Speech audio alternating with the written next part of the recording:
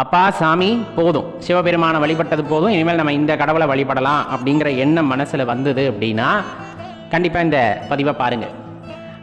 பெரும்பாலும் இன்றைய காலங்களில் பார்த்திங்கன்னா நம்முடன் இருப்பவரை நம்மால் உணர்ந்து கொள்ள முடியாது. அவரும் தன்னை மறைத்தல் அப்படிங்கிற தொழிலின் மூலமாக மறைத்து கொள்கின்றார். அப்போ நம்முடனே இருப்பவற்றை பார்க்க முடியாமல் நாம் என்னெல்லாம் பார்க்குறோம், நம்மளை சுற்றி என்னவெல்லாம் இருக்கோ எல்லாத்தையும் பார்க்க ஆரம்பிச்சிடறோம். அதுதான் இந்த ஆன்மீகத்திலையுமே நடக்கக்கூடிய விஷயம். இப்போ சிவபெருமானே சிவபெருமானே அப்படின்னு ஏங்கி தவிப்பவர்கள் மத்தியில் அவங்க வந்துட்டு பார்த்ததில்லை, இன்னும் உணர்ந்தது இல்லை, ஐயனோட அந்த கருணையை கொஞ்சம் கொஞ்சமாக உணர்ந்துக்கிட்டு இருக்கோம் அப்படிங்கிறவங்கெல்லாம் பிடிவாதமாக பிடியாக ஒரே பிடியாக பிடிச்சிக்கிட்டு இருப்பாங்க. அவங்கக்கிட்ட நீங்கள் என்ன போய் சொன்னாலும் சிவபெருமானை தவிர வேறு எந்த ஒரு தெய்வத்தையும் அவங்க கனவுல கூட நினைக்க மாட்டாங்க. அப்படிப்பட்டவங்களா நம்ம அப்படின்னு யோசிச்சு பாருங்க. ஆனால் ஒரு சில பேர் ஒரு குழப்பத்திலே இருப்பாங்க. அவர்களை போல ஆட்களையும் நம்மால் பார்க்கத்தான் முடிகிறது. அதாவது இன்னொரு திருநாமத்தில் இறைவனை வழிபட்டிருப்பார்கள், வேறொரு திருநாமத்தில் வழிபட்டிருப்பாங்க. இறைவனோட கருணையினால என்ன ஆகும் அப்படின்னா, இந்த சிவபரம்பொருளின் கருணையினால் சிவத்தை பற்றின ஒரு தகவல் அவர்களுக்கு கிடைத்திருக்கும். அதன் வழியாக இறைவனை வழிபட வந்திருப்பார்கள். அந்த வழிபட வந்த சமயத்திலே பலரும் பலவிதமாக விஷயங்களை சொல்லியிருப்பாங்க.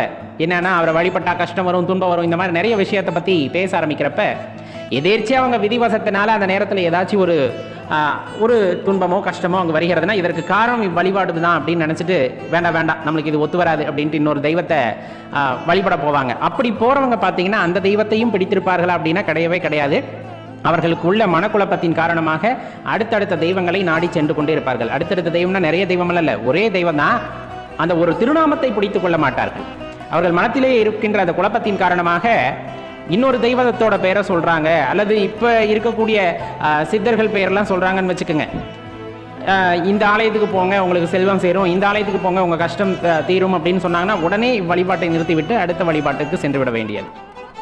இப்போ இதெல்லாம் சரியா அப்படின்னு கேட்டோம் அப்படின்னா, அந்த மாதிரி மனநிலையில் நம்ம இருக்கிறோன்னா அது பெரிய தவறு அப்படிங்கிறத மட்டும் எடுத்ததுமே நினச்சிட்டுங்க. போதும் சிவ வழிபாடு அப்படின்னு சொல்வதற்கு நாம் அதன் ஆழத்தை கண்டதில்லை. போதும் சிவ வழிபாடுன்னு சொல்கிற அளவுக்கு நம்ம சிவ வழிபாட்டோட ஆழத்தை கண்டதில்லை. அதை கடற்கரை ஓரமாக நின்றுட்டு கடற்கரையை வந்துட்டு பார்த்து ரசித்திருக்கிறோம், கடல் அலையை வந்துட்டு பார்த்து ரசித்திருக்கின்றோம். அந்த கடலுக்குள் இறங்கி உள்ளே இருக்கின்ற அழகை பார்த்ததில்லை, அங்கே இருக்கின்ற அந்த உயிரினங்களை கண்டதில்லை, உயிர்களை கண்டதில்லை, அதன் அழகை நாம் ரசித்தது இல்லை. உண்மையில் வந்துட்டு முத்து எடுக்கணும் அப்படின்னா கடலோட ஆழத்துக்கு போகணும். அப்போ சிவபக்தியில் வந்துட்டு ஒரு முழுகி போகிறவங்களுக்கு தான் அந்த கடலில் இருக்க முத்து எடுக்கிற மாதிரியான ஒரு அனுபவம் அவங்களுக்கு கிடைக்கும். மாறா அந்த கடற்கரை ஓரத்தில் நின்றுக்கிட்டு நம்ம பார்க்குறோம் அப்படிங்கும் போது அதனுடைய அழகத்தான் பார்க்க முடியும். சிவபக்தினா இவ்வளோ சிறப்பானது அப்படிங்கிறத பார்க்கத்தான் முடியுமே தவிர அதை உணர முடியாது. இது பெரிய பெரிய சான்றோர்கள் எல்லாம் கூறுவது. அப்போ நம்ம என்ன பண்ணணும் அப்படின்னா, அதன் அடியாளத்தை உணர்வதற்கு தெரிந்து கொள்வதற்கு முயற்சி செய்ய வேண்டும்.